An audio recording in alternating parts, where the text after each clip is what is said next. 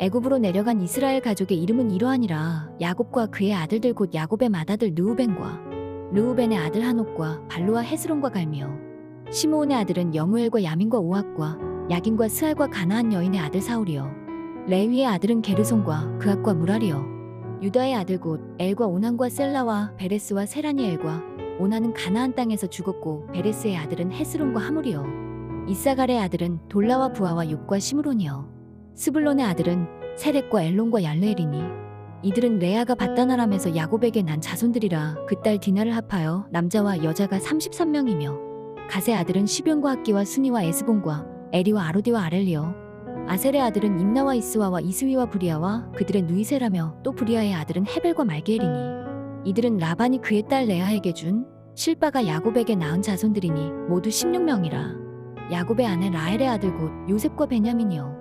애굽 땅에서 오는 제사장 보디베라의 딸 아스낫이 요셉에게 낳은 므낫세와 에브라임이요. 베냐민의 아들 곧 벨라와 베겔과 아스벨과 게라와 나아만과 에이와 로스와 무핀과 후핀과 아르시니 이들은 라헬이 야곱에게 낳은 자손들이니 모두 14명이요. 단의 아들 후심이요. 납달리의 아들 곧 야스엘과 구니와 예셀과 실렘이라. 이들은 라반이 그의 딸 라헬에게 준 비라가 야곱에게 낳은 자손들이니 모두 7명이라. 야곱과 함께 애굽에 들어간 자는 야곱의 며느리들 외에 66명이니 이는 다 야곱의 몸에서 태어난 자이며 애굽에서 요셉이 낳은 아들은 2명이니 야곱의 집사람으로 애굽에 이른 자가 모두 70명이었더라. 할렐루야, 토요일 새벽입니다. 오늘도 새벽 말씀 큐티를 통해서 은혜 충만한 하루 되시기를 바랍니다. 아브라함의 후손이 이방에서 나그네가 되어서 400년을 섬기다가 나올 것이라고 하는 말씀과 야곱의 가족이 애굽에서 큰 민족을 이루어 다시 올라올 것이라는 말씀이 함께 주어지지만 당시로는 이 말씀들의 실체를 확인하기가 어려웠습니다. 왜냐하면 그 실체는 출애굽 사건을 통해서 명확하게 드러나기 때문에 그렇습니다. 오늘 본문의 말씀은요, 그 말씀의 시작점에 서 있는 야곱의 가족들의 명단을 제시하고 있는 것을 볼 수 있습니다. 오늘 본문의 26절과 27절 마지막을 보면 야곱과 함께 애굽으로 내려간 자녀들이 며느리를 제외하고 66명이 되었다라고 이야기하고 있습니다. 또한 애굽에 있던 요셉과 두 아들과 야곱까지 포함해서 총 70명이 정착했다고 말씀하고 있습니다.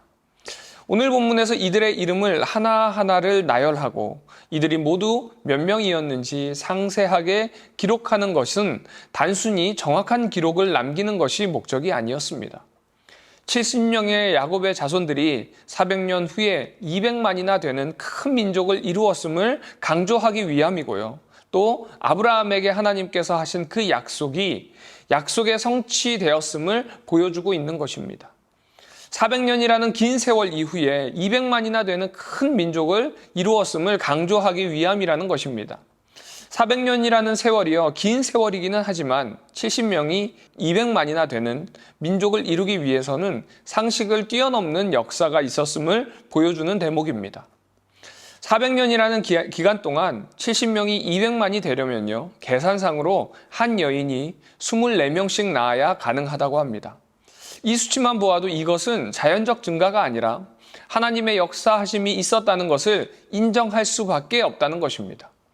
하나님께서는 그 사람이 얼마나 뛰어난가, 또 얼마나 많은 사람이 있었느냐, 이것은 중요하지 않다는 것입니다. 하나님께서는 하나님을 믿고 순종하는 자들을 찾으시고 그들을 통해서 하나님의 나라를 이루어 간다는 것을 오늘 말씀을 통해서 보여주고 있습니다. 우리는 이 사실을 꼭 기억해야 할 것입니다. 우리가 야곱의 가족의 명단을 보면요, 크게는 두 부류로, 작게는 네 부류로 나누어 볼 수 있습니다. 크게는 레아와 라헬의 계열이고요, 작게는 레아와 실바, 라헬과 비라의 계열로 볼 수 있습니다. 순서 또한 아주 독특합니다. 야곱의 아들들을 순서대로 기록한 것이 아니라 어머니를 중심으로 서술해 가고 있다는 것입니다. 또한 야곱이 가장 사랑했던 아내인 라헬을 가장 처음 언급한 것이 아니라 레아를 가장 처음 언급하고, 그리고 레아 이후에 라헬이 아니라 실바를 언급한 부분도 기존의 방식과 많은 차이가 있는 것을 우리는 볼 수 있습니다. 이런 차이를 보인 이유는요, 이 명단이 사람의 시선이 아니라 바로 하나님의 구원 사역에 초점이 맞추어져 있다는 것을 이야기하고 있습니다.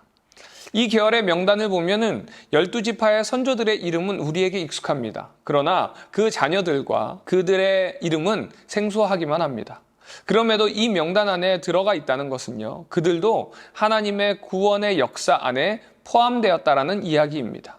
이들 역시 이름만 있었어도 이들의 삶을 통해서 하나님의 사역을 이어가는 그 역할을 감당했던 사람이라는 것입니다. 사람 시각에서 높이 볼 수 있는 애굽 총리의 자녀들이나 유목민의 자녀들이나 동일하게 소중한 하나님의 백성이라는 것입니다. 사랑하는 우리 남서울 비전교회 성도님들, 우리 모두는 하나님께서 사랑하는 하나님의 자녀들입니다. 오늘 말씀을 통해 세상의 시선에서의 중함이 아니라 하나님의 시선에서 하나님 나라의 생명책에 우리의 이름이 들어가 있음을 믿고 그 은혜와 사랑에 감사하며 주님을 예배하는 기쁜 하루가 되시길 주님의 이름으로 축원드립니다.